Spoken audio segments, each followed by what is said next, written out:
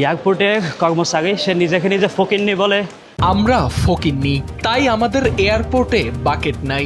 বিমানবন্দর কর্মকর্তার এমন মন্তব্য আর প্রবাসী কন্টেন্ট ক্রিয়েটরের সঙ্গে তার বাকবিতণ্ডার এই ভিডিওটি এখন সামাজিক যোগাযোগ মাধ্যমে আলোচনার কেন্দ্রবিন্দু। এয়ারপোর্টে কর্মচারী সে নিজেকে নিজে ফকিন্নি বলে।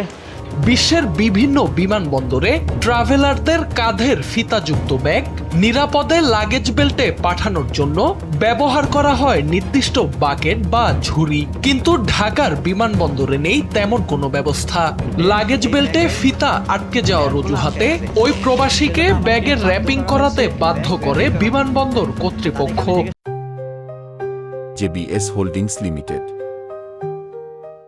লাগেজ বেল্টে বাকেট কেন নেই? যাত্রীর এমন যৌক্তিক প্রশ্নের উত্তরেই ওই বিমানবন্দর কর্মকর্তা ছুড়ে দেন এমন আপত্তিকর মন্তব্য। আমার এই ব্যাগ 15টা দেশে খুব সুন্দরভাবে হ্যান্ডেল হয়। এখন তাদের যে বোর্ডিং বেল্ট, এই বোর্ডিং বেল্টে এই ব্যাগের বেল্টগুলো আটকে যাবে, সেজন্য আমাকে বাধ্য করা হয়েছে ব্যাগ র্যাপিং করার জন্য। তাদেরকে আমি জিজ্ঞেস করলাম, ভাই ব্যাগ আপনারা বাকেট কেন ইউজ করেন না এই ব্যাগগুলো ক্যারি করার জন্য এয়ারপোর্টে? বলে আমরা তো পকেট নিয়ে এর জন্য।